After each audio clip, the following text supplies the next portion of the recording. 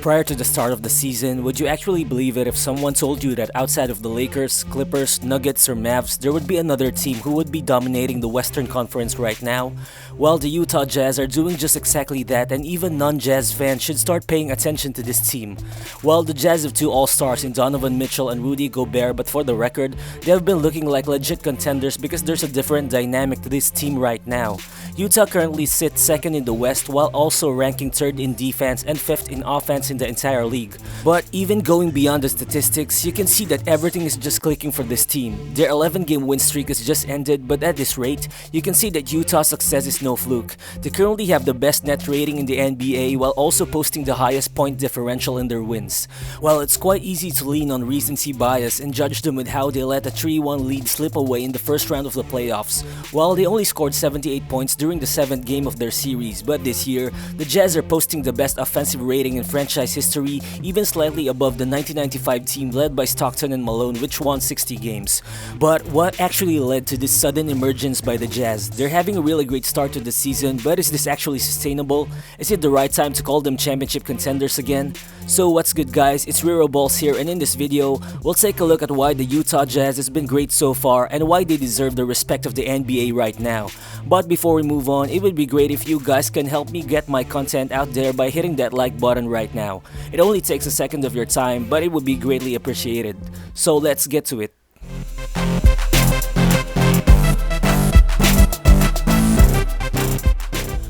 After experiencing back-to-back postseason defeats at the hands of James Harden and the Rockets, the Jazz organization obviously had a shift in priority. Of course, they had an emerging young star in Donovan Mitchell and one of the best big men in the game in Rudy Gobert.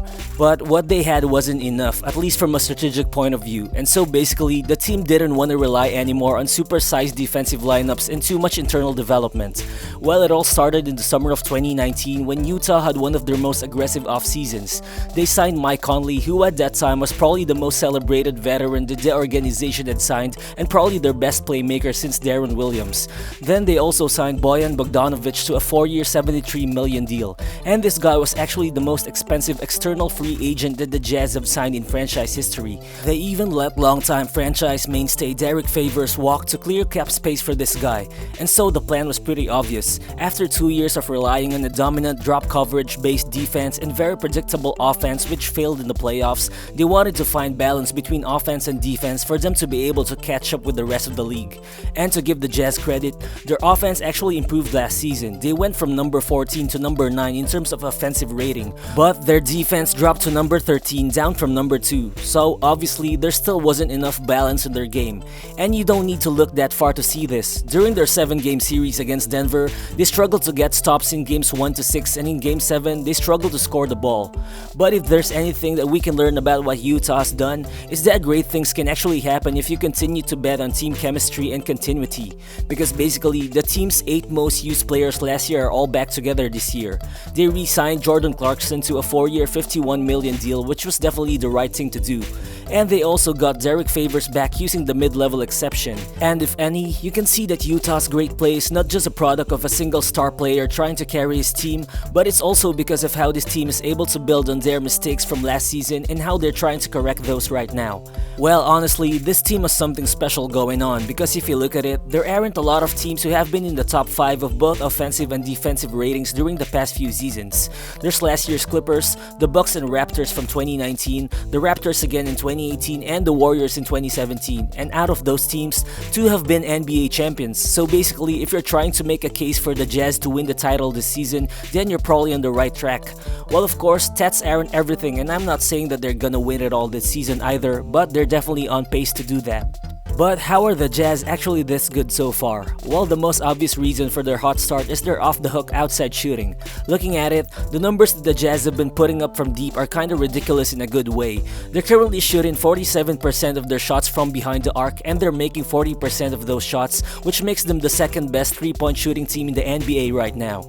Currently, the Jazz are just hot from outside. Mike Conley, Royce O'Neale, and Joe Ingles are all shooting above 40% from 3, while Donovan Mitchell is at 40%, and both Jordan Clarkson and Bogdanovic are at 39%. So that's just really a crazy 3-point shooting team they got there. But honestly, the Jazz were always this good. Even last year, Utah led the league in 3-point percentage. But the difference is, right now, they're just letting the threes fly without hesitation. They're shooting the second most threes in the NBA as compared to last season when they were only ranked number 8 in 3-point attempts.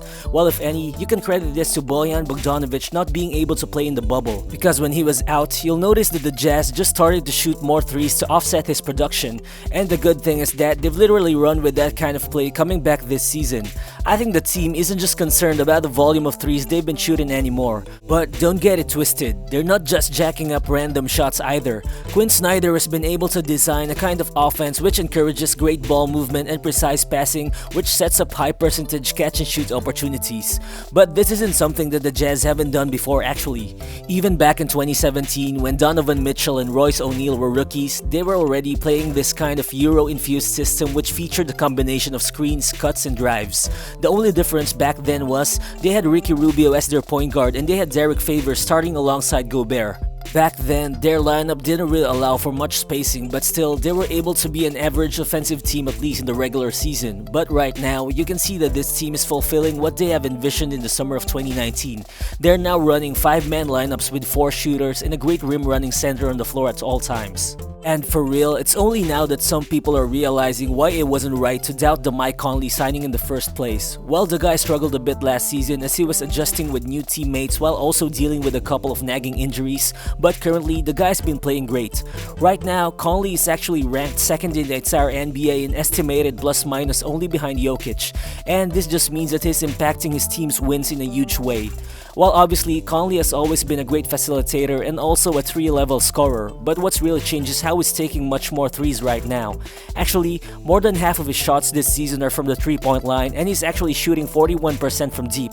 And basically, he and Rudy Gobert have just formed a great pick-and-roll duo for this team. And speaking of Gobert, I think it's actually one of the most underappreciated big men out there. Some have even said that he didn't deserve the kind of money he received last offseason. Well yeah, this guy isn't as flashy as Jokic as a passer and he doesn't have the fluidity on offense of Joel Embiid. But this guy has consistently impacted the Jazz on both ends of the floor year in and year out. Obviously, he's a multiple-time defensive player of the year and is consistently one of the top 3 big men in terms of protecting the rim. But more than that, I think he's actually always been great in setting screens and rolling hard to the basket every time. He actually leads the NBA in screen assists right now, and by doing that, he opens up the lane for Mitchell and Conley to drive to the basket, which in turn also opens up their shooters on the floor. And basically, if you take this guy away from the equation, Utah's offense definitely won't be the same as it is. Right now, Gobert is casually averaging 13 points and 14 rebounds while also putting up 2.7 blocks per game, which ranks second in the NBA. And so, if Utah's great defense continues to hold up throughout the season, Rudy Gobert will definitely win his 3rd Defensive Player of the Year award, no question. And with the way the Jazz are playing right now, you can also see why Shaq's comments towards Donovan Mitchell are kind of funny. Well, for sure, currently, Spider is putting up numbers which are identical to what he's putting up last season. He's currently putting up 43, 40, and 83 shooting splits, which are great numbers. But I think what's good about those numbers is that they aren't really crazy to the point that you would expect his production to drop towards the end of the season. Right now, the guy is just doing great and is even averaging the highest effective field goal percentage of his young career. Obviously, challenging Mitchell to raise his individual game is great, but I think focusing on that alone would totally defeat the purpose of what the Jazz have built right now. Because honestly, their egalitarian type of offense has been working great so far. You can actually expect at least 4 to 5 guys from the team to drop at least 20 points every night. And I think possibly the best thing about the team's success right now is that it doesn't really look like a fluke. It actually looks very sustainable. Well, of course, some nights we've seen Mitchell take over, but not at the level he was during the Nuggets series. Basically, the team isn't relying too much on him, which is a good thing. Even when he was out due to concussion protocol, guys have definitely stepped up. That's the beauty of the Jazz roster. They just have the depth to make a deep run in the playoffs right now. Jordan Clarkson is definitely the prime candidate to win the 6th Man of the Year award. The guy is averaging career highs in points and rebounds and is shooting 39% from deep. And just to show you how deep this team is, well, they got a guy like Joe Ingles who's shooting 45% from deep as their team's 7th man. Just come to think of that. Also, last season, Bogdanovic was their 2nd best scorer at 20 points per game while shooting 41% from deep, but right now his averages are down to 13 points at 39% from 3, which is obviously caused by his his off-season surgery. So just imagine how good their offense could still improve once this guy gets the rust off his game. But overall, Utah has done a great job at building their current roster with guys who are able to play well on both ends of the floor, and that's all that matters. And at least to me, it looks like the Jazz are finally ready to go for that title. Well, Shaq might actually be right when he said that Donovan Mitchell can't carry this team by himself, but it would actually be foolish for the Jazz to ask Mitchell to do that anyway, because in reality, the team can't rely on him alone to upset teams like the Lakers or the Clippers in the West. Instead, I think Utah's championship formula should resemble the 04 Pistons or the 2014 Spurs. Those kinds of teams relied on discipline and unselfishness and hoped that they could create something greater than the sum of their parts. But the good news for Jazz fans is that they have a team which looks just like that right now. Thank you for sticking until the end of the video, and as always, feel free to drop your thoughts in the comment section below, and please do subscribe if you're new to the channel. Again, this is Rero Balls, and I'll see you on the next one. Peace.